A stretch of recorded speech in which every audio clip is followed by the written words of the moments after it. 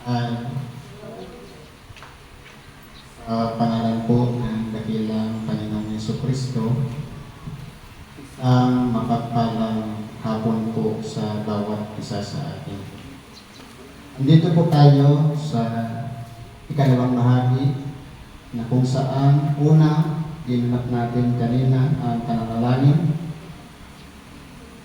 Yung ating mga kahilingan, ipinapahatid natin sa Diyos sa pamamagitan ng mga pagsamo, mga awitin, papuri sa Diyos.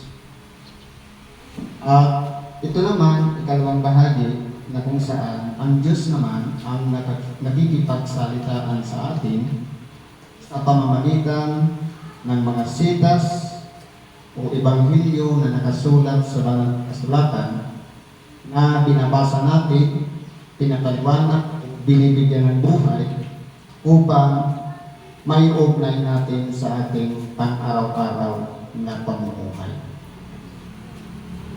Ngayon po, meron pa tayong sitas. Na ito po ay binigyan na natin ng buhay kagabi. Dahil parehas lang naman po. Ang naging sitas ko kagabi sa Santiago 4:1 hanggang 12. Dito po, Santiago 4:1 hanggang 10. Ngayon, bubuksan muli natin. Dahil siguro kalooban ng Diyos na ang ebanghelyo kagabi ay buksan din dito sa templo ng Salubor. Anong sabi dito? Saan nagbubuha ang mga pagbabaka at saan nagbubuhat ang mga pag-aaway sa inyo? Hindi ba nagbubuhat dito sa inyong mga kalayawan na bumabaka sa inyong mga sangkap? Ngayon, kung titingnan po natin, sino po ba yung nagsasalita dito? Ang nagsasalita dito, si Apostol Santiago. Ang papel ni Apostol Santiago, noong kasama niya ba ang mga alagad ng ating dakilang Panginoon, para siya yung mediator kapag nagtatalo-talo na yung mga alagad ng ating dakilang Panginoon. Ngayon, kapag mayroong mga gusto sa loob ng mga apostol, para palaging naroon si Apostol Santiago para ayusin yung puso. Ngayon sabi nga dito, saan nabubuhat ang pagbabaka? Paano ba nagkakaroon ng pagbabaka? Unang-una sa ating sarili na lang, mayroon ng pagbabaka. Bakit? Minsan may mga panahon na nakataktak na sa ating isipan, nakadalinggo, pupunta ako sa templo para magsimba. Pero may pagbabaka pa yan. Ano kaya, pupunta ba ako o hindi? Sa sarili pa lang yan. Paano pa kaya kung tungkol sa kapwa o sa iba? Siguradong meron din yung pagbabaka o kumbaga, nagiging dalawa po kasing kalagayan. Pwedeng oo o hindi. Kaya nagkakaroon ng pagbabaka. Sabi dito lang ni Apostol Santiago, yung mga pag-aaway naman, saan naman nagbubuhat ng pag-aaway? Sabi dito, kapag mayroong mga awayan, yan po ay nagbubuhat sa kalayawan. Dahil simple, ang gusto ng isa, ito yung tama siya. Ang gusto ng isa, tama din siya. Ngayon, kung susundin natin yung kalayawan, ang mangyayari po yan, magtatalo-talo, hindi po sila magkakasundo. Kaya ang pinagasusi po niyan, kapag kumbabaan, magpanagpo sila sa kalagayan na doon sila nagkakasundo at hindi magpapaasan ng ego. Sapagkat hindi po talaga sila magkakasundo. Yan tawag po yung kalayawan. Yan po ay bumabaka sa inyong mga sangkap na ginagamit ang ating kahinaan na kung saan ang akala natin okay pa pero nakakapahamak na pala. Kaya kinakailangan natin aralin ang isang bagay kung tayo ba ay sangkap sa ikabubuti o sangkap sa ikapapahamak din natin. Sabi nito, kayo'y nag-iimbot at kayo'y wala. Totoo po. Lahat naman tayo ay sinilang na walang dala-dala. Wala tayong dapat ipagmalaki. Kaya kung success ng isa, success niya, ipagpasalamat natin. Pero hindi ibig sabihin na nag-success yung isa, may na yung isa. O kaya, nagtagumpay yung isa, mag-iimbot na yung isa. Dahil sa 10 utos ng Diyos, kasama na ang huwag kang iimbot sa pag-aari ng iyong kapatid o asawa ng iyong kapatid ay hindi mo dapat ipagtimbot kasama na yan sa 10 utos na itinuturo sa atin. Bakit mayroong mga nag-iimpot na wala naman dapat pag-imutan dahil lahat naman tayo ay walang bitbit nung isilang dito sa ibabaw ng sanlibutan. Sabi pa dito, kayo'y nagsisipatay at kayo'y nag-iinggit at hindi maaaring kamtan, kayo'y nakikipag-away at nakikipagplaka, kayo'y wala sapagkat hindi kayo nagsisihingi. Ang ibig sabihin dito ni Apostol Santiago na kayo'y nagsisipatay. Paano kung klaseng pagpatay? Kapag halimbawa, pinutulan na natin ang pagkakataon ng isang tao na magsisi at magbago o magkaroon ng pagkakataon, makasama natin, paano na rin natin siyang pinatay? Kaya kinakailangan maunawaan ng bawat isa sa atin na hindi dapat pinagmumulan tayo na ang isang tao ay mapahamak o mapinsala dahil para na rin natin siyang pinatay. Sabi dito, at kayo'y nag-iinggit. Katulad nga ng sinabi ko sa kanina, wala tayong dapat pag-inggitan. Dahil tagumpay ng isa, dapat ipagpasalamat natin. Kung tayo man ay hindi nagtagumpay, ipagpasalamat pa rin natin. Pero ano pang nangyayari sa mga Pilipino? Attitude na po kasi ng mga Pilipino. Pansinin na lang natin sa isang negosyo. Kapag mayroong negosyo na nag-click, kukopyan ng isa. Ngayon, kinopya niya nga, minsan sisiraan pa yung naunang nagkaroon ng tindahan.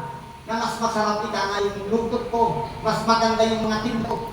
Na kung titingnan natin, wala naman dapat tayong ipag-inggit dahil lahat kinakailangan magmula lang sa ating kasipagan. Kapag nakita ng Diyos na gumagawa tayo ng ayon sa kabutihan, tayo naman po ay bibigyan niya ng biyaya at pagpapala at papasaganain pa lalo yung ating mga pinagpapagutan. Kung tayo po ay sumusunod sa kalooban ng Diyos.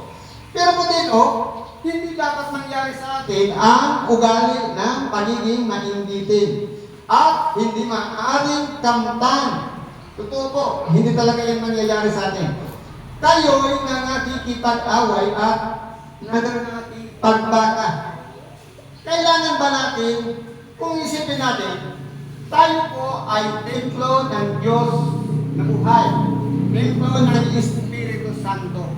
Kung pumapasok tayo sa eksena ng mga pakikipag-away o pakikipagtalo o pakikipagbaka, hindi po dapat mangyari yan sa ating dahil ang Espiritu Santo na nanahan sa atin ay nariyan siya sa kapakumbabaan, handang umunawa, handang magbigay ng kaliwanagan ng pag-iisip at hindi niya ididikta sa ating isipan na makipag-away tayo.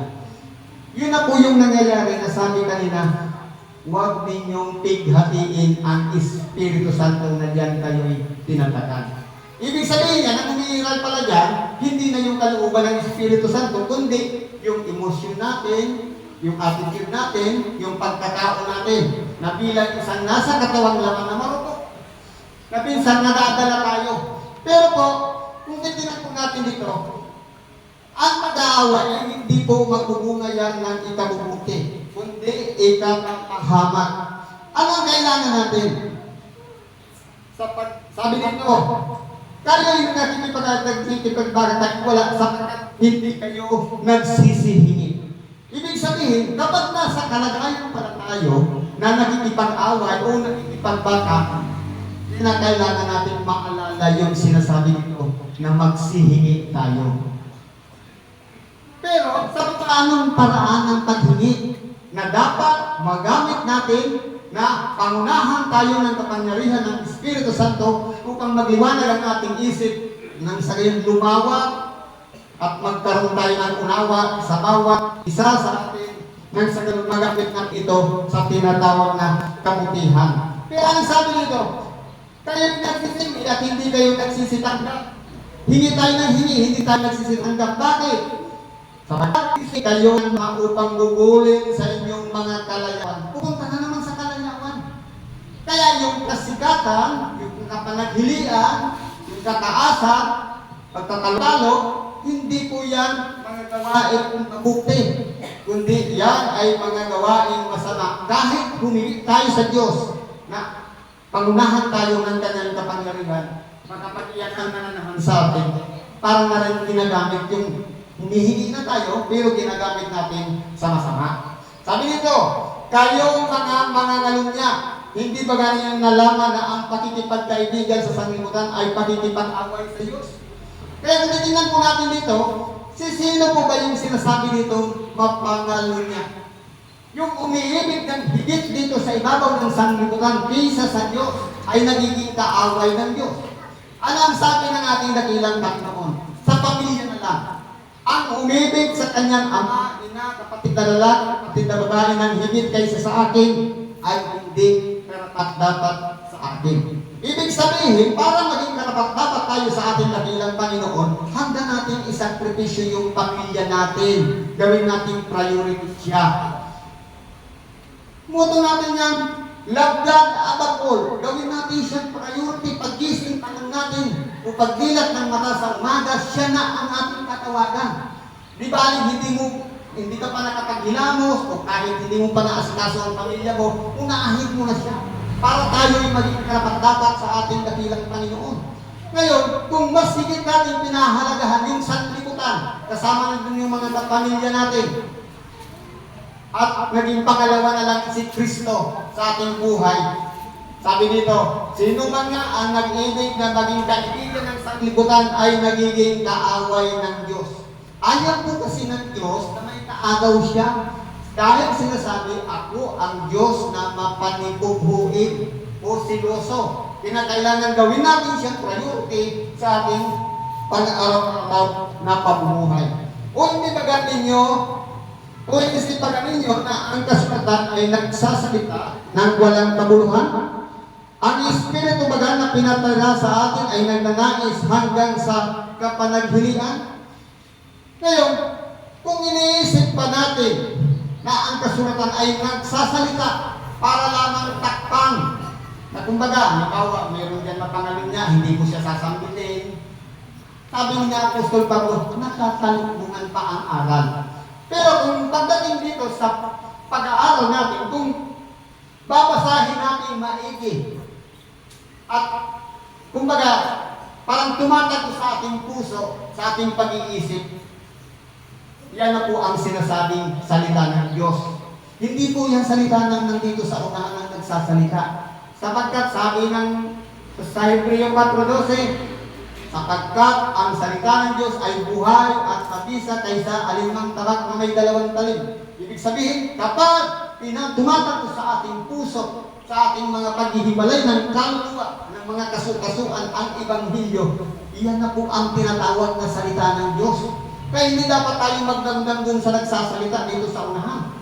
Kahit ako man, kahit sino man ang nanditong tumatayo sa harapan para magsalita, para gamitin, magpahayag ng salita ng Diyos, kasama rin kami sa tumatanggap ng salita ng Diyos, sa inaaralan, sa tinuturuan, upang tayo mabuksan ang ating kaisipan at sumunod tayo sa kalooban ng Diyos. Wala po ditong pinipili. Kaya, ang salita ng Diyos, kumbaga isipin natin na iyan ay para sa lahat.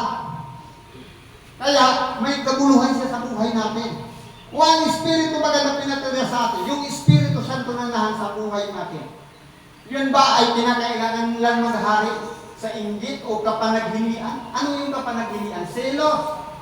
Na kumbaga, mabuti pa si Brad, palagi yung nagtatagumpay, ako hindi. Ngayon, kung mayroong Espiritu Santo na nahan sa buhay mo, at yun ang nasa kaisipan mo, hindi maaaring mapagsama ang mabuti at masama sa isang kalagayan. Kaya, sabi na, makikilala ninyo ang kahoy sa kanyang bunga. Kung tayo po ay mabuti, dapat mabuti tayo. Kung tayo ay masama, dapat masama tayo. Dahil nakikita po yun sa ating mga gawa. Ngunit, siya ay nagbibigay ng lalong biyaya, kaya sinasabi ng kasulatan, ang Diyos ay sumasalangsang sa mga palalo, datapwat nagbibigay ng biyaya sa mga mapagpakumbaba. Ngayon po, ang tanong, sabi dito, siya ay nagbigay ng lalong biyaya. Saan po? Doon ba sa mga palalo? O doon sa mga mapagpakumbaba? Kaya, ang ating dakilang Panginoon napusos ng biyaya dahil po sa kalagayan na mula pa nang bumaba siya dito sa ibabaw ng sangitan, nasa kalagayan na po siya ng pagiging isang mapagpakumbaba. Imagine na lang sa panganganak na lang sa kanya, walang tumanggap sa kanya maliban dun sa isang sabsaban na isang lugar na marumi. Pero tinanggap siya doon. Kaya kung titingnan po natin, lumalarawan yun sa ating pusong marumi na kinakailangan manahan sa buhay natin ang salita ng Diyos. Sa makatuwid bagay, si Kristo. Kaya po, ang ating dakilang Panginoon, naging halimbawa yung kapakumbabaan niya nung nabubuhay sa dito sa ibabaw ng sanglibutan. Yun po ang naging susi, kaya siya nagtagumpay hanggang sa kamatayan sa krus. Bagamat mahirap ang nakatakdang gagawin niya, nayalay ang kanyang buhay, alang-alang lang sa kapakumbabaan, hindi siya nagreklamo. Bagamat yun ay ikamamatay niya, bagamat alam niya ang pahirap na dadanasin niya dahil lamang sa kapakumbabaan na lumalarawan sa isang tupa na hanggang patayin, hanggang ialay ang sarili, hindi siya tututol sa plano ng Diyos. Yan po ang halimbawa ng kapakumbabaan, yung hindi matutol. Pero kung halimbawa, reklamo tayo ng reklamo, tutol tayo ng tutol sa mga plano ng Diyos, hindi tayo matatawag na tupa. Hindi tayo matatawag na mapagpakumbaba dahil palagi tayong palaban. Katulad halimbawa dito, meron tayong leadership. Ngayon, kung halimbawa tututulan natin yung leadership, hindi tayo tagasunod. Ang mangyayari niyan, mas magaling pa tayo doon sa leader na nagpapasunod. Kaya po, kung titingnan po natin, naging susi ng ating dakilang Panginoon yung kapakumbabaan, kaya siya nagtagumpay. Sabi, oo, siya'y binigyan ng pangalan higit sa lahat ng pangalan, upang sa pangalan ng Diyos ay iluhod ang lahat ng tuhod.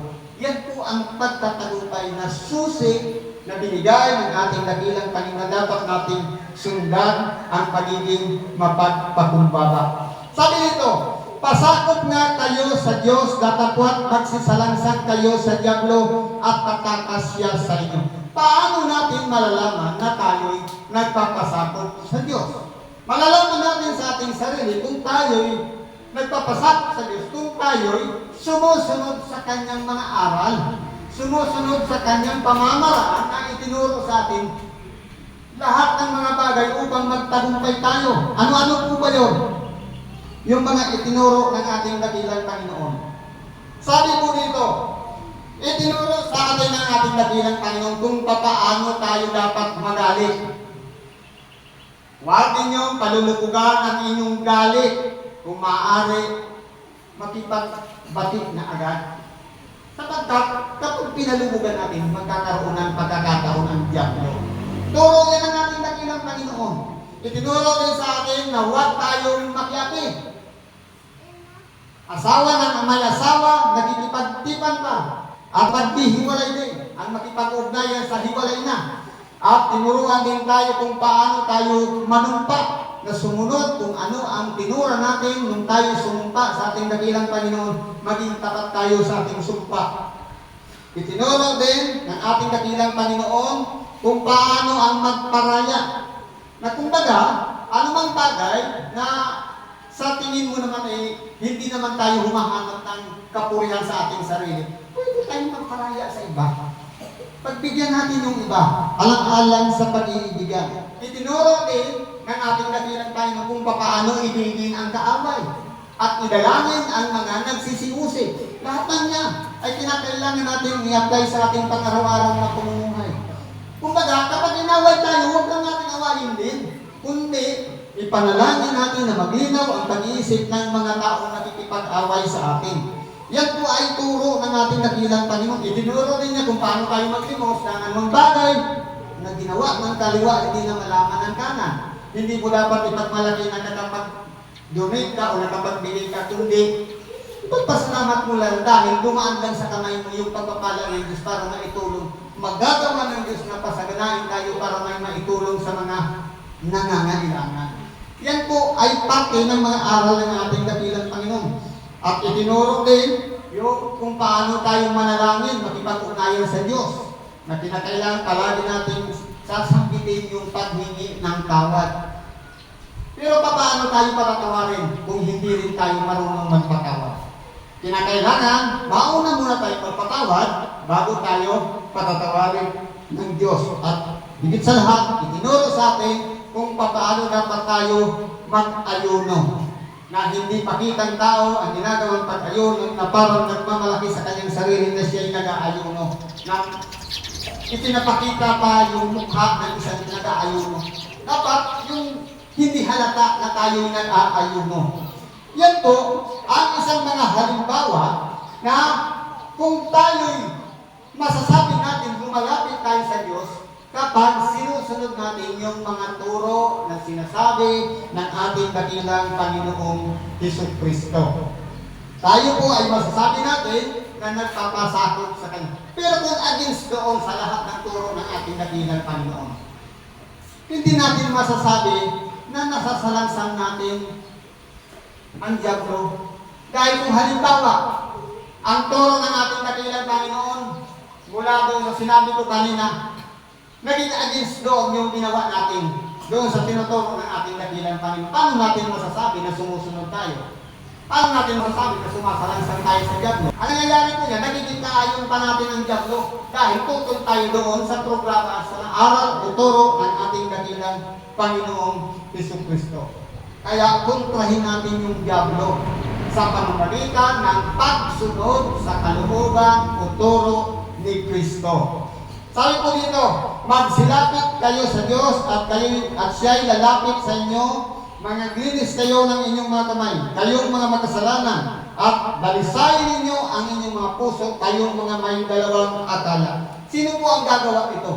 Bawat isa sa atin ay pinakikiusapan na magsilapit tayo sa Diyos. Para lumapit ang Diyos sa atin, una muna tayong lalapit sa Kanya. Paano kung hindi tayo karapat-dapat? Ang susi lang naman yan, maghingi ng tawad, maglinis ng sariling kalooban upang tayo'y maramdaman natin na parang hindi tayo malayo sa Diyos. Na nandyan lang siya sa ating mga puso, hindi lang natin pinapakita yung presensya niya sa ating pagkatao. Kaya ang nangyayari, dalawa lang po kasi ang magkakalaban yan. Yung nasa ng Espiritu at nasa ng pita, ng laman. Ngayon, kung nasa ng Espiritu, nandyan yung kaamuan, kapakumbabaan, nandyan na yung tihan. Nandyan ang lahat yun. Pero kung bunga ng laman, nandyan naman yung sa galasya. Yung mga pagkatalo-talo, hindi pagkakaintindihan o pagkaunawaan. Yan po ay mga hayag na gawa ng laman. Ngayon, paano natin masasabi na nandyan sa atin ang Diyos, na malapit tayo sa Diyos kung umiiral ang makalaman? May pagkakataon ba ng Diyos manahan sa ating puso kung puro makalaman ang ating nasa puso na walang iba? Ang gusto natin awayan, kalaman, o hindi pagkakasundo. Kinakailangan pagharian tayo, bawat isa ng iisa lang na Espiritu. Sa matatuwid ang Espiritu Santo na magbubukas sa ating bagamat magkakaiba-iba ang ating pagkatao. Kapag siya ang tumigilos sa bawat isa sa atin, ang kakahantungan po niyan, pagkasundo. Pansinin na lang natin ang dakilang Panginoon. Iba-iba ang panahon ng tayo, iba-ibang pamamaraan, at iba-ibang tao, iba-ibang oras, nakakasundo sila dahil sa iisang Espiritu kumikilos. Kaya hindi po sila nagtatalo-talo. Kahit yung mga propeta, hindi siya nagsulat na against doon sa sinulat ng mga alagad ng ating dakilang Panginoon. Dahil iisang Espiritu lang lahat ang kumikilos sa kanila. Sabi nito, mga glinis kayo ng inyong mga kamay. Hindi ibig sabihin na hugas kamay tayo. Kundi kinakailangan hindi lang yung kamay, kundi buong nating pagkatao ang linisin natin upang tayo'y maging karapat-dapat sa Diyos. Kayong mga makasalanan, saan ba tumitira ang kasalanan? Dito sa ating mga puso. Kaya kinakailangan maging malinis yan para yung Espiritu Santo ay mayroong, kumbaga, maluwag na makapapasok yan sa ating mga puso. Para makapanahan siya dyan sa ating mga puso upang sa ganon, masunod natin yung kanyang mga kalooban. Sabi dito, dalisayin ninyo ang inyong mga puso. Yung mga pamamaraan ng mga pagsubok sa panahon ngayon, yan po ay parte lamang ng tinatawag na pagdadalisay. Ang pagsubok ay katulad ng isang apoy na kinakailangan nating ganasin para malaman kung pure ang ating pagkatao, kung pure ang nasa puso natin na tayo'y tapat sa Diyos at nananaig yung kabutihan o pagsunod sa kalooban ng Diyos. Pero kung halimbawa, dumaan lang yung kunting tukso, kunting pagsubok, bumagsak na tayo, hindi ba pure? Kaya kinakailangan malaman natin na ang pagsubok pala ay isang pamamaraan para malaman kung hanggang saan na ang level ng ating pagkaunawa. Kung hanggang saan na ang level ng ating pananampalataya. At kung hanggang saan level na tayo bilang isang tao dito sa ibabaw ng sanlibutan. Kaya habang tumatagal, bumibigat din ang pagsubok. Ngayon, kinakailangan natin itawid yan. Makalagpas dyan sa mga pagsubok na yan. Huwag natin ilalagay ang ating sarili na nakabaon na doon sa subok na yun. Kundi isurvive natin. Hindi yung dahil nakalubog na tayo, hayaan na natin magtampi sa mundo. Kundi itawid natin sa kabila. Meron na naman nag-aabang yan nakasunod na subok. Yan po ay isang pagbabatayan na tayo po ay nahahanda sa mga pagsubok na dinaranas dito sa ibabaw ng sanlibutan. Sa lipat dito, kayo'y magpighati at magsihibig at magsitangis, inyong palitan ang inyong pagtawa ng paghibig at ang inyong kagalakan ng kalumbayan. Kaya huwag tayong pagkakomportable na ako'y okay na. Kundi, yung kaligayahan natin, yung kagalakan natin, palitan natin ng kalumbayan, ng mga paghibig, sapagkat hindi dapat natin pwedeng sabihin na stable na ako, okay na ako. Dahil hindi natin nalalaman ang mga pamamaraan ng kalaban ng Diyos. Kaya huwag nating, sabi nga, mag-ingat kayo sa inyong pagkakatayo, baka kayo ay mabuwal. Kaya hindi pwede natin sabihin, komportable na ako, okay na ako. Kaya, ang itinuturo dito ni Apostol Santiago, magpighati. Kayo'y magpighati. Na kumbaga, pakiramdaman natin yung ating kapwa kung nasa kapighatian, damayan natin. Tulungan natin. At gabayan natin. Yun ang higit na dapat na nangangailangan ng tulong. Siya ang lapitan natin upang sa lumang matulungan natin siya makahangot doon. At sa panghuli, sabi nito, magpakababa kayo sa paningin ng Panginoon at Kanyang itataas kayo. Ngayon po, sabi kanina, kapakumbabaan ang susi ng pagtatagumpay. Para lahat tayo'y magtagumpay, sa paningin ng ating dakilang Panginoon, magpakumbaba kayo. Ano po ba ang pagpapakumbaba na hinahanap dito? Walang iba, yung pagsunod sa kalooban ng Diyos sa Kanyang mga aral. Tinuturuan tayo ditong mahubog. Tinuturuan tayo isaayos ang ating buhay. Tinuturuan tayo maging isang mabuting tao sa ating kapwa. Sa totoo lang po, ang tao kasi merong dalawang side. Good side and bad side. Ngayon, kung ang tao may bad side, ipanalangin mo yung bad side niya, mabago na yun. At yung side niya, i-improve na yun. Kaso ang tao, ang tinatawag na paghatol. Kapag may bad side, ang akala natin na lahat, yung good, meron din bad. Isipin din natin, sa sarili din natin. Meron din tayong bad side, meron din tayong good side. Unahin muna natin sa ating sarili bago sa iba.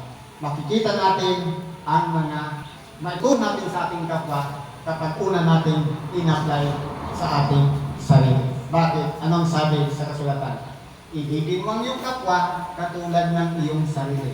Unahin mo muna yung sarili para maipakita mo ang pag-ibig sa kapwa. Yan po ang mga aral o salita ng Diyos na nais niyang ipahatid sa atin na walang iba ang susi ng pagtatagumpay, kapakumbabaan at pagsunod sa looban ng Diyos. Siguro po, dito na lang ang pakikibahagi natin sa oras ito. Salamat po sa Diyos at ang atingan karainan. Idulog po natin yan lahat sa Diyos at ipagkakalog niya ang katiwasayan ang lahat ng solusyon sa lahat ng ating mga daling. Salamat sa Diyos at isang mapagpalang hapon sa bawat isa.